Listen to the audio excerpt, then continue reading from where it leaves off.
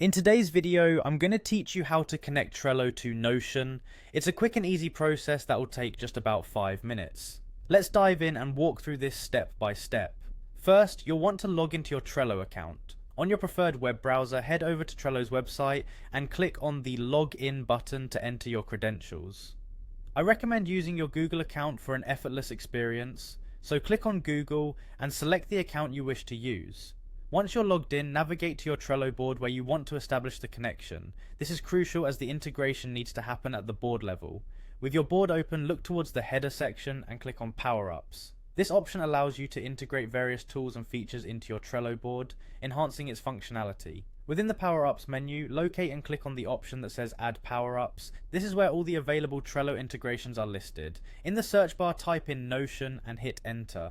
You're looking for the integration that will let you sync Trello with Notion, streamlining your project management across both platforms. When you find the Notion tool, click on Add to include it in your Power-Ups list. After adding, you may notice a slight delay before you can proceed. Don't worry if the Unito Sync button doesn't appear right away. Refreshing your page can help speed things along, so give that a try if you're waiting for a bit.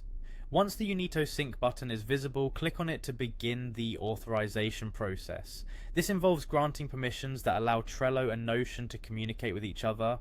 You'll be prompted to authorize the sync, which is a simple step to ensure that both applications can share data.